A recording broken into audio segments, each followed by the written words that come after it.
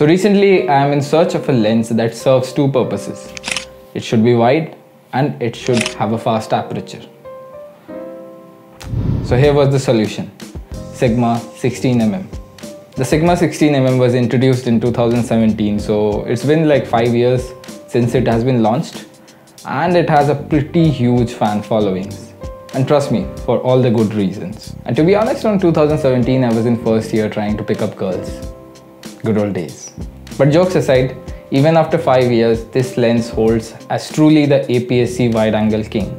Rather than talking about all the nitty-gritties and specifications, let's talk about real-world examples and how a beginner or a general consumer might use it. Because I'm myself somewhat of a beginner, even though I'm making tutorials.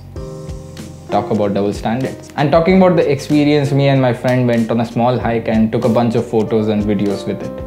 All of these images and videos are shot on the Sigma 16mm, even this video, which is a talking head shot. So without further delay, let's talk about the positive. The reason why you get any lens, it's because of its focal length characteristic. On a full frame, it is a 16mm, but on a crop sensor APS-C body, it converts into a 24mm sort of, if I'm not wrong. If my maths is okay, I'm an engineer, I should be able to do maths. It's very hard to explain, but the focal length just seems right. It's not extremely wide that the images feel distorted, but it's not extremely compressed as well that you are not getting enough of the subject in. Hence, it makes something of a very versatile lens. Not gonna lie, you can do a lot of stuff with this lens. But beware, if you are shooting with a zoom lens, coming to a prime lens can be difficult. You have to always take care of composition. As it is a 24mm equivalent, you will have a lot of things in your frame. And if you're not able to compose it well, good luck to you. In general, I love the way it looks. It gives a very full frame look on an APS-C. Many people call it how to make your APS-C camera turn into a full frame. And I really love the fact that it gives you a very informal, like a very friendly vibe to your video. If you take something like a 30mm, that is a 50mm on a crop sensor, it gives a very cinematic look, but it makes it look very formal and serious. This is very chill. You get the background, you get a lot of it in the frame. The most underrated feature I think of this lens is the autofocus and the minimum focusing distance. This thing has a snappy autofocus. I have used Sony lenses. All my other lenses are Sony. When I say all, I just have two extra, the kit lens and the 18-105. And this performs same, sometimes even better than the Sony lenses. I have a Sony A6000 which doesn't have a flippy screen, and that sucks. But this autofocus system is so reliable that I really don't care what's happening behind the camera. I know it's gonna take my face on the focus. That is on a 9-year-old body. So it will do wonders if you have a newer body such as the A6400 ZV-E10 or the A6600. I'm hoping all of you are crop sensors. And the minimum focusing distance is such that you can get really close, and it gives a very creative, like a small human kind of feel. You think that it's out of this world. It makes it look very dynamic and gives a very grand feeling to whatever you're taking. You can go really close to a flower, or animal, or a person and make them look very grand. And it's one of those features that nobody really cares about, but you can play around and have something very interesting perspective into your videos or photos. I was feeling a bit odd that I didn't have a lens to hold, as I'm talking about a lens, but I'm shooting on the lens, so I'm holding a lens, if that makes sense. I've been using this 18-105 zoom lens, a kit lens, and few prime lens from my friends, and the image quality compared to them is blown out of the water. The images are really sharp, and the use of 1.4, the bokeh is very good. But the problem is it's a 16mm lens, so you won't be particularly taking portraits with it. But even if you take and you go very close to the subject, you can see how good the bokeh is. It's very uniform, and overall it looks very pleasing, and the images are tack sharp. Even this video, if you compare my old videos which I used to shoot on this, the quality that this lens produces way better than this. And I'm not a very good videographer or a cinematographer. If I can do it, most probably they've done a good job. In the price segment that it offers, the bokeh is very good. The low light performance from the f1.4 is damn good. You can create some really nice visuals with this. And finally, the most positive that I found is the value for money. There are lenses that are better than this lens. This lens is not like the best lens in the world for this camera. But for the price it offers, I think very less lenses can compare to it.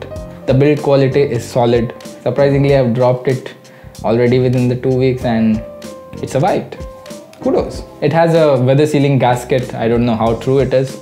As my own camera body isn't weather sealed, I'm not gonna test it.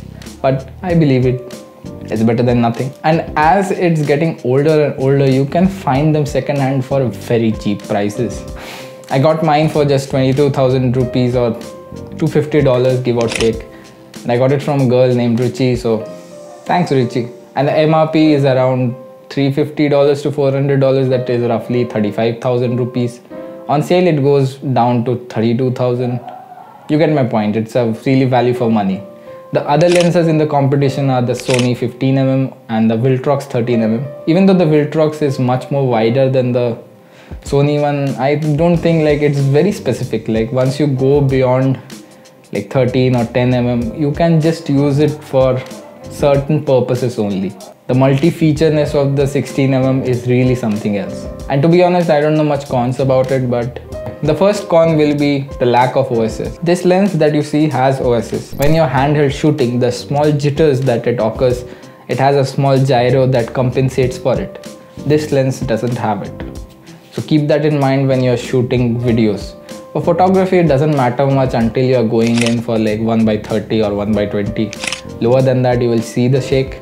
Other than that, I think you will be fine. If you have steady hands, you will do good. And also for video, if you're making a B-roll, I think you can stabilize a wider shot much more better than a punched-in shot, as a small jitter in a punched-in shot can be easily detected, but wide I think you can manage if you have steady hands. I can't think of a proper negative anymore, so I'll nitpick.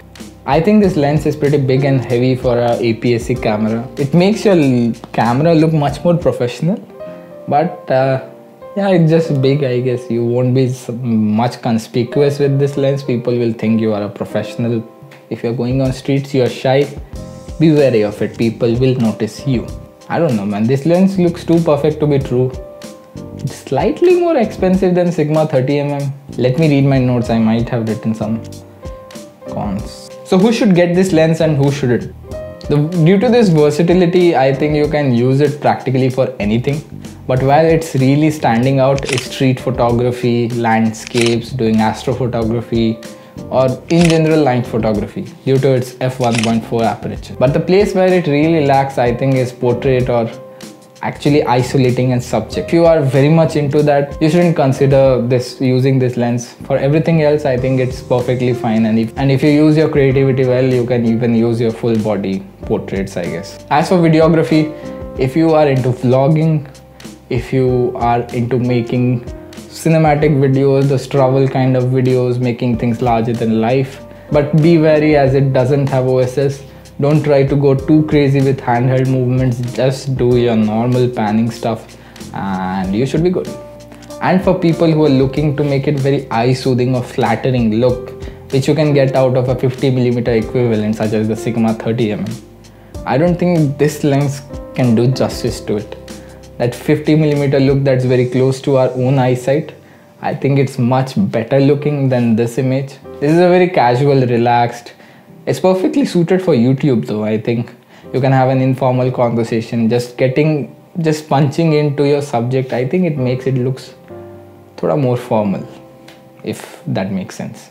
For a talking A-roll headshot, this might be the best lens out there. But yeah, be wary that it doesn't have a OSS.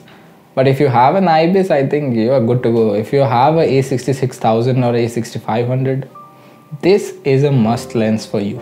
Anyway, I think this lens is marvelous. Even though I'm a newbie, I was able to pull off some decent shots with it. I feel that it's much better than my kit lens or a zoom lens that I have. Even the lack of OSS, I was able to take some steady shots with it.